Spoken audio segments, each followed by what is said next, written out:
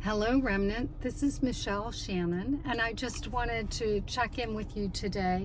Today is a special day for me because today is my birthday, and it's a special birthday. It's not a big birthday. I'm not ready for that.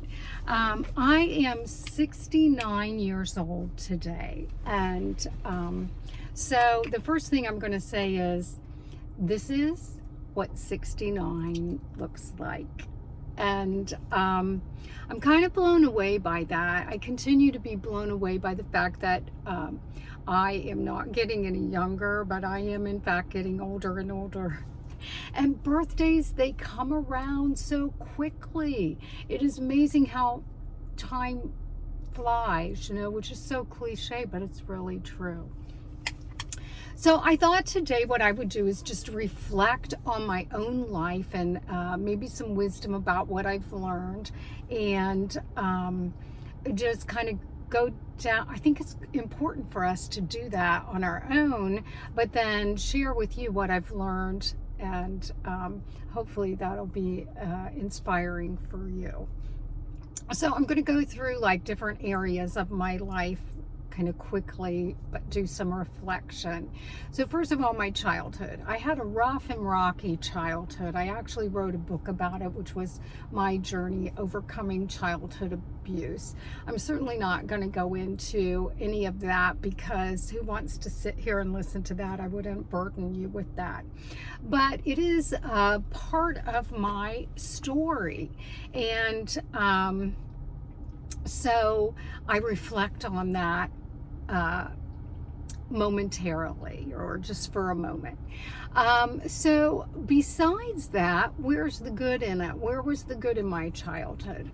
I was raised Catholic, and I think that's the most important thing, the best part about my childhood. I so value my Catholic upbringing. I see a car in the background. I'm going out to dinner, and I am in the parking lot waiting to go in because I got here early. I wanted to beat the traffic, the 5 o'clock traffic. That is not where I'm going. I'm going to a little cute Italian restaurant I've never been to before, and forgive me for all this fussing with my things, but okay. So I was raised Catholic, and I think that was really something that made a huge difference in my life, because I got such a great education on spirituality in general, and also on the Catholic faith that I value so much. And I don't think that I would have survived all of the challenges and all of the hardship that I went through in my life if I didn't have such a strong foundation in my faith. I get emotional just thinking about it. So that was the good in my childhood, is being raised Catholic. My mother was a Protestant, so I don't really think she ever changed her beliefs, although I do think she embraced the true meaning of the Eucharist. But the Mary stuff, she couldn't really get too wrapped up in it. I don't want to disclose a lot about my mom, but I think that it was good to hear how Protestants thought as well. Although she did become Catholic, but she had that. She would always give us teach us about what Protestants thought too. And then, of course, I had Catholic training. I went to Catholic school all my life. So the nuns taught me what Catholics believed, and I embraced that. Okay, so then there's my work life. When I got out of school, high school, I went to beauty college, and I became a cosmetologist, and that was a wonderful experience. I received the Gold Award from my school, so that was nice. That was the highest award the school gave, so that was really nice. And then I did hair in 4 states. Ohio, Indiana, Florida, and Pennsylvania. And I was licensed in all those states, of course. And then I also got into retail, which is where I'm at to this day. And I worked for some amazing companies. I started in cosmetics. I worked for Germain Montet, Ultima 2, Estee Lauder, Lancome, and Prescriptives. And I was a counter manager for Lancome. So I had a lot of experience in cosmetics. That was great. And then I also worked for Victoria's Secret. That was my first job working with non-makeup but clothing. And I worked my way up to manager, and I managed Victoria's Secret's flagship store. When I was a store manager at Victoria's Secret, my store sold more bras than any other store in the company when they had a particular bra sale. And so that was an accomplishment I was really proud of. I worked for companies like Tommy Bahama and Burberry. I don't know if I already said that, and Cachet, and all these positions I was in management. And today I'm only part-time because I'm technically retired, but I work for a company called J. Jill, a very, very nice company. And I'm a lead salesperson to hold a key, open and close the store. And I feel like I'm a lot of support to the manager. And so that's a lot about my work career, which I think is very colorful, and I'm very proud of that. And with my limited education, just having gone to beauty college, I feel like I took myself quite a long way with that. And I'm really glad I did not go to college. I think had I gone to college, I would have been indoctrinated into liberalism, as most college individuals are. I think I would have been brainwashed into a certain thinking. And I think that it was a blessing that I did not go to college. And I'm so glad that at this stage of my life I can say that, because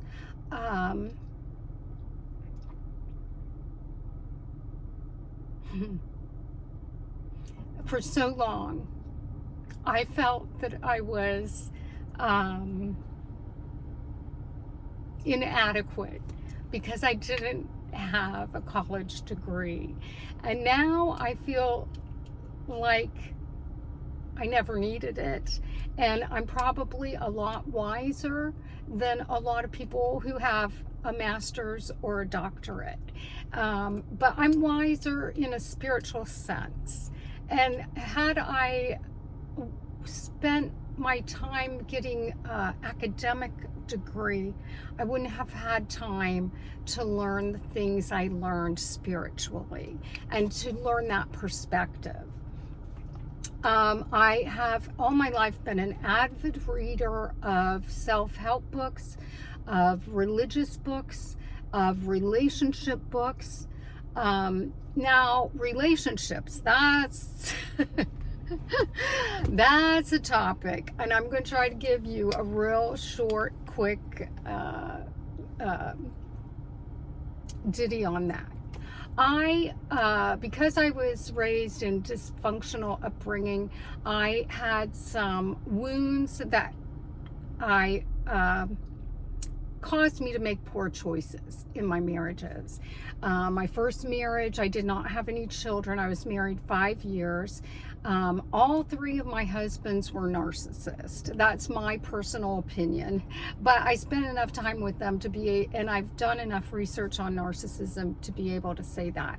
My first husband, after being married for like a year, told me that he didn't want to be a husband to me, that he thought of me like a sister, and he didn't want anything to do with me.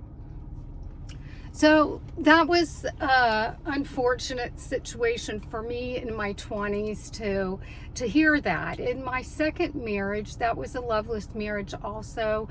I'm going to refrain from saying much about it. You know, it's just probably not good to say too much. I just remember my daughter saying, "Mom, I don't think Dad ever loved you." Okay, and I was married to him for 20 years. So that's not unusual for someone who was raised by someone who withheld love. Then you do, when you have those childhood wounds, you do the dance that you're familiar with. So you pick a partner that can also, you can do the same dance with. And so I think that it wasn't unusual that I made that choice. And then I was married to him for 20 years. And then my third husband, I was married to for 8 years. And it was, let's just say, an unhealthy relationship. And I'll just leave it at that. I have a sign over my coffee maker, which is very significant. Sorry, I know there's people in the background. The sign that I have over my coffee maker says, let me see if I can remember exactly the words of that. I looked at it today. I look at it every day. In due time, they will realize the mistake they made, and it will be enough time for you to realize that you are better off without them. And truer words were never spoken. I never want to forget that. I should probably have it engraved on my headstone when I go. But yeah, so, and then in between marriage number 2 and number 3, I fell madly in love with a man, and I dated him for 1 year, and he died of a heart attack. And he was the love of my life, without question. And so that's my romantic life. I apologize for all the commotion in the background. So that's my romantic life. And then there is what have I learned? I think that's a real important thing to look at. And I think I learned that life is full of hardship. And I don't want to get too emotional. Life is full of hardship. I think it's really important to decide who the people are who serve you, who are part of who are really truly your tribe, not the people who just happen to be in your life. But sometimes there are people who happen to be in your life who really aren't serving you. They're not supportive. They're not loving. They're oftentimes hard-hearted. And it's really important to walk away from them. I always get emotional by now. You probably know this. It's also important to keep your heart open to love. And there's always somebody that is in your life that needs your love. Whether it's your children, your grandchildren, your friends. Or in my case, the people who watch my videos. And my heart is open to you. My heart goes out to you. And I definitely feel a sense of love for all of those people who watch my videos, even if I haven't met you. And I pray for you. So I think that, and then talking about prayer, as far as what have I learned? I learned that I can't get through my life without the love of Jesus Christ, and it's important to keep him close. Oh my goodness, I hate when I get so emotional, but you know, I also have learned it's okay to cry. So there you go. I'm going to keep this short. I don't want to make it only about myself, because really it isn't about me. It's about Jesus Christ. And nothing matters but for that. So that's what I've learned, and that's what I share with you as I reflect on my birthday at this special time. Thank you. God bless you. My name is Michelle Shannon. I'm a child of the Most High God, and I belong to Jesus. Never forget, you are a child of the Most High God, and you belong to Jesus. And if you haven't yet come to Jesus, please do so now through prayer and repentance and reading the Bible. Thank you. Bye-bye. God bless you.